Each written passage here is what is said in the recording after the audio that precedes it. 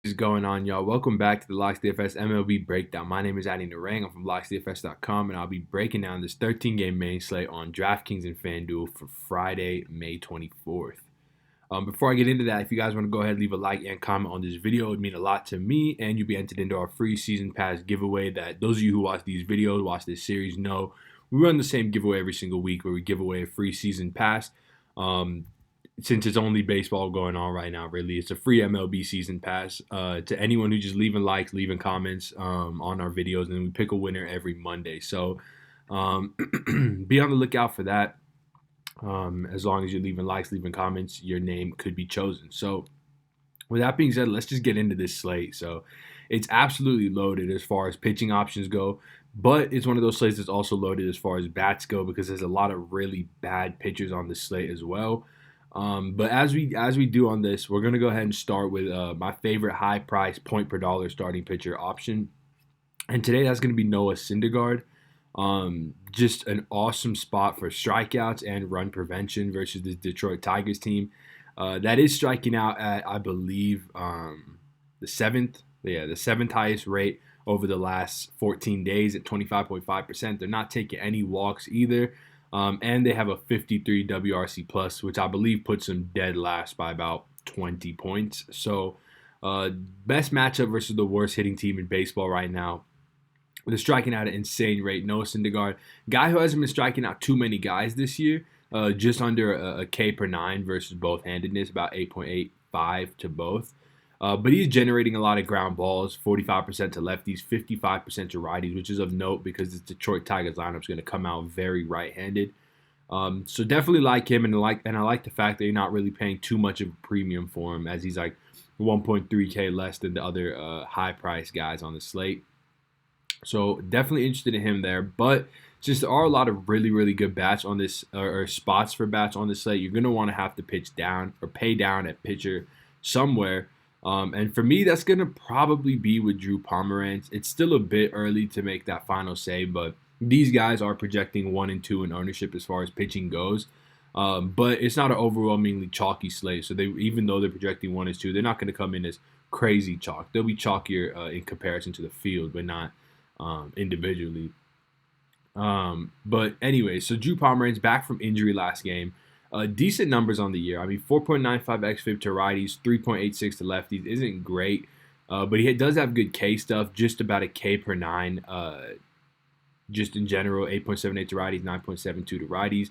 Pitches a little better at home, which makes sense because he's got that massive ballpark, Oracle Park, behind him.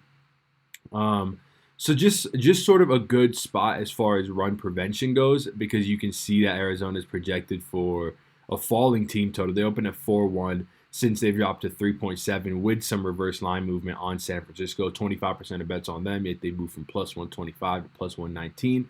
But like I said, Drew Pomeranz returned from injury last game. He threw 96 pitches, which is good that he's not on the pitch limit.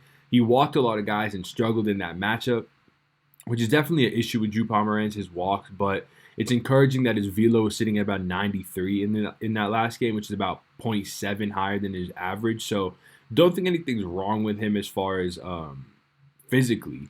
Maybe just a tweak to be made just so he stops walking so many people. But if he's throwing strikes, I like him to put up a pretty serviceable score that lets you get a lot of these high-priced bats.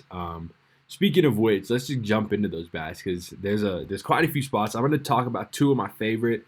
And the first one is just going to be Coors Field. I mean, it's a Coors Field slate. We have John Means, a lefty in Coors Field, so you know what that means. Nolan Arenado, Trevor Story. We're going to do whatever we can to get him in. But versus righties, John Means, 5.5 xFIP with a very low K per nine, increased home run per nine, and you know, not horrible hard contact with 30%. But he has given up a ton of fly balls to both handedness, 50% to lefties, 43% to righties. Obviously, I'm going to prefer the righties in this spot. That's going to be Nolan Arenado, Trevor Story. I don't believe that lineup is out yet. But yeah, so we could see Ian Desmond lead off because Charlie Blackmon hurt his calf last game. He's looking like he's doubtful for this game. And then Mark Reynolds, obviously, he cracks the lineup most times versus a lefty at 4.2K. Going to be interested in all of these guys. I think you could target them all as one-offs, but I'd probably prefer them as a full stack.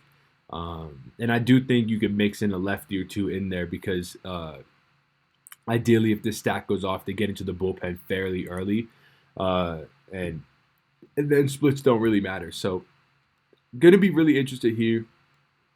And then a little bit of a cheaper spot that I think you can target is right actually on the other side. Not of this game, but on this page that I'm on, is Oakland. So Oakland versus Wade LeBlanc, who's just been bad, really, really bad in a small sample size. We saw him last game just get teed off on by, I can't remember who, but he just gave up like 4 home runs. Definitely spiked his numbers, but 4.05 home run per 9 with a 6.63 xFIP is pretty backed up by a 43% hard hit rate, 48% fly ball rate. Oakland opened at a 5.1 team total. They've since risen to 5.4. And we see a lot, and we see this Oakland lineup is going to lean almost entirely right-handed except for Matt Olson, which is horrible for Wade LeBlanc because he obviously struggles heavily with righty bats. No Chris Davis, probably not going to make the lineup because he's still hurt, but Semien, Pinder, Chapman, Piscotty, even the bottom half of these order guys, I think you can look towards them. Both as one-offs, both as a full game stack. I'm very interested in this spot. Both these spots are backed up by bad bullpens. The Orioles have been a little better over the last 14 days. They're ranked 11th, but on the season, they're in the bottom 10.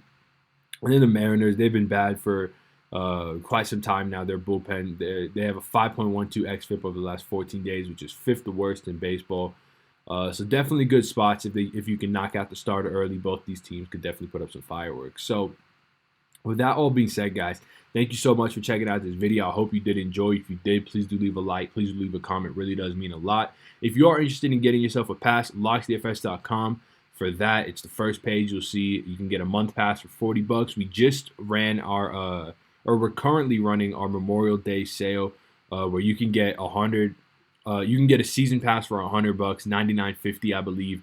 It's a totally great deal. It's 50% off our regular price, and it's only going to be alive for a few days. So definitely take advantage of that if you are so interested. So with that being said, guys, take it easy. Hope you win a ton of money tonight, and I will see y'all tomorrow. Peace.